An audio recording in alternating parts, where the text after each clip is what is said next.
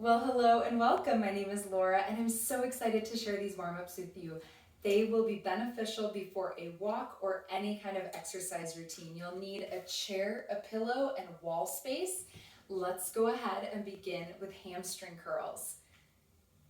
Focus on squeezing your hamstring, the back of your thigh, as you pull your heel to your glute. Hamstring curls are a great way to get the blood flowing through your knee joint and to begin warming up your hamstring and your glutes.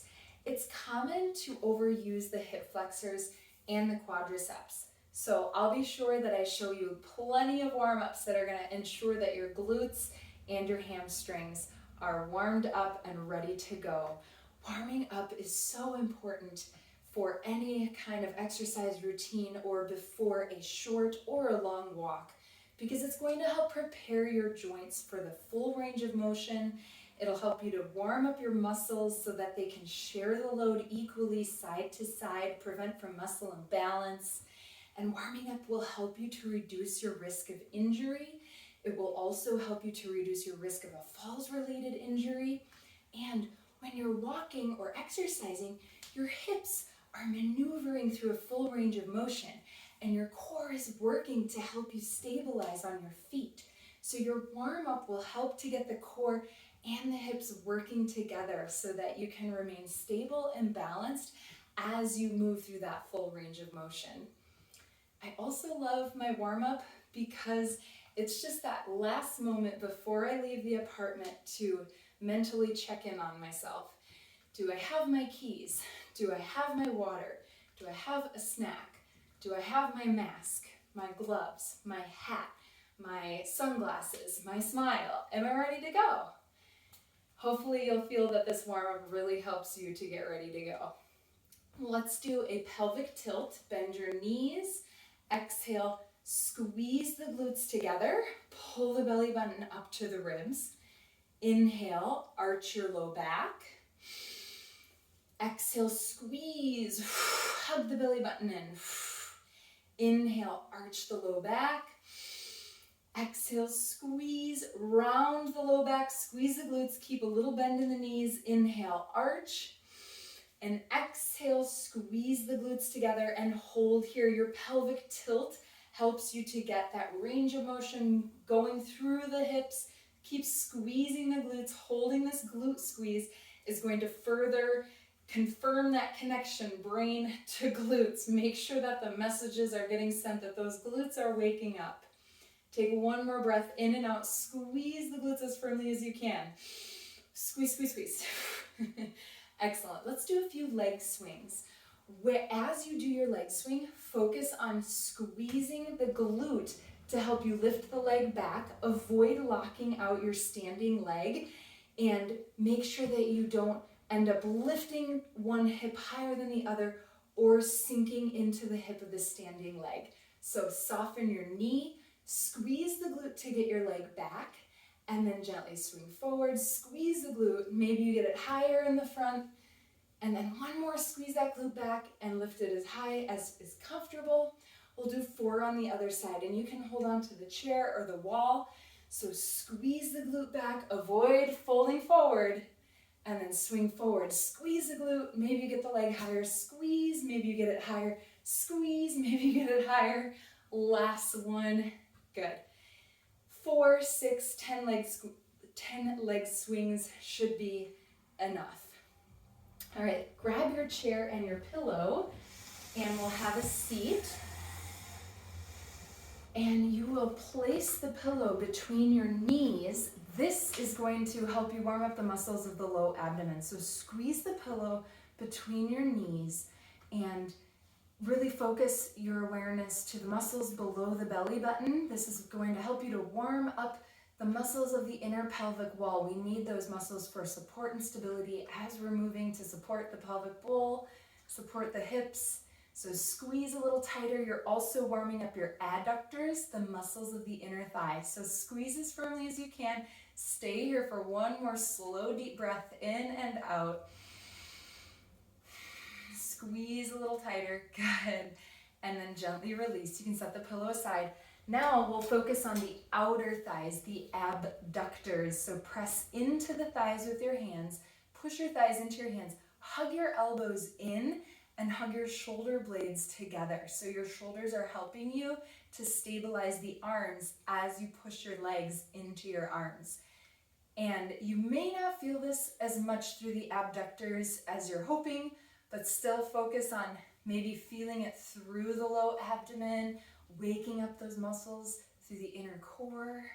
Sit up tall, hold for one more slow deep breath, elbows hug in, shoulders squeeze in and down.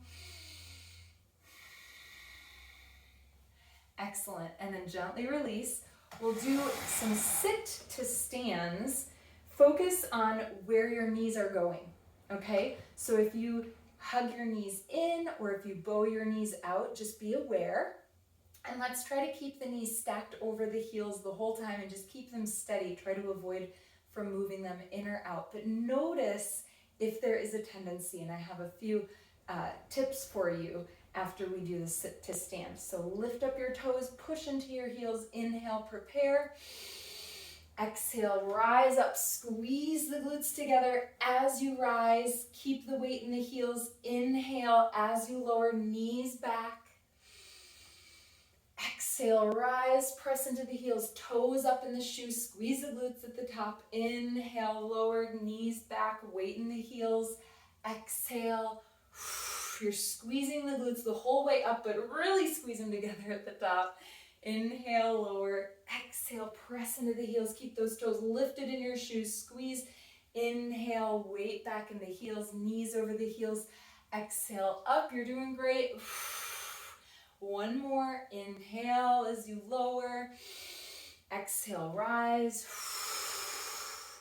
Inhale, well, you know what, one more. Notice the tendency of the knees. Notice, are they hugging in or bowing out? All right, if your knees, listen carefully, if your knees were bowing out, you're going to grab your pillow and you are going to focus on your adductors. You're going to squeeze that pillow again. Hold here for maybe 15 to 20 seconds. And continue to squeeze the pillow in to wake up the inner thigh. That is if your knees were bowing out. If your knees were hugging inward, we're gonna focus on the abductors. So stand up and we will do some leg extensions to the side. So little bend in the standing leg, flex your toe of the leg that you're going to extend straight out to the side, not back, not forward, straight out, and then slowly extend it out. Notice I'm not lifting my hip to get that leg out. So make sure your hips remain steady. Put your weight into that standing leg heel and then slowly extend out. Good. You can place one hand on or off the chair in order to maintain the balance. And 4 would be ideal. Maybe you can lift and hold that last one and pulse it for 4, 3, 2, 1. You can do as many of those as you feel that you need. I would avoid going over 30. All right, let's just do 4 on the other side. So again, if your knees were hugging together, you want to continue with the abduction, pulling the leg away from the center of the body type of exercise. Flex your toe. Bend the knee of the standing leg, put your weight into that standing leg heel, and then extend out 4. Keep the hips level, avoid lifting or sinking. 3, feel it through the side, you're doing great. 2, and then last one, we're gonna hold and pulse for 4, 3, good, feel it through the side, maybe a little through the glute too, and 1, excellent. All right, let's go ahead and do a plank with our chair. This will warm up the core. If you have a cushion on your chair, go ahead and get rid of it. So when we do any kind of planking or any exercise where we're pressing weight into the hand, it's so important that the hand has a hard, stable surface underneath. It might sound like a good idea to put the hands on a cushion or on a softer surface. However, that cushion is actually going to cause you to bend the wrist farther than what your anatomy wants to allow.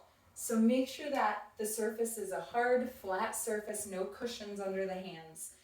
Place your palms under your shoulders, step your feet back, lift your heels up really high, not here, not way back here. Lift them really high. Make sure your shoulders are pulled down into the shoulder girdle, neck is straight. Squeeze the glutes, tuck the belly button forward. Make sure you're not sinking your hips down or sticking your butt out in the air. Bring the body into a straight line. Activate your quadriceps. So lift the kneecaps. Make sure your calves are engaging here. Rotate the arms. See if you can bring the soft part of the elbow to face forward and bring a gentle little micro bend into the elbow so that you're using your bicep and your tricep. If you really want to advance this chair plank, you can pull your knee to your elbow, other knee to the other elbow, and hold 15 to 20 seconds for your chair plank should be great. 30 to 45 is definitely enough. Make sure again that you're using the core, that you're not just swaying through the back or sinking the hips down. And that will help you to get the core fully warmed up and ready to go. If you bring the knee to the elbow, that's a really nice range of motion for the hip as well. One final exercise that you can do, or warm up that you can do before you go on your walk, is draw your name in cursive with your toe. Do it with each foot. What I like about drawing the name in cursive versus just a foot circle is that it helps me to gain more control through the flexors and the extensors of the lower leg and the foot and the ankle.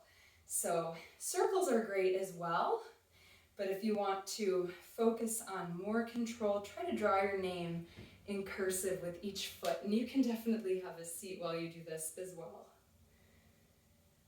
Well, I hope you enjoyed these warm-ups. I hope you have a great walk and enjoy your exercise routine, and I really look forward to warming up and working out with you again. So please subscribe to my YouTube channel, hit like, and I'll see you again soon.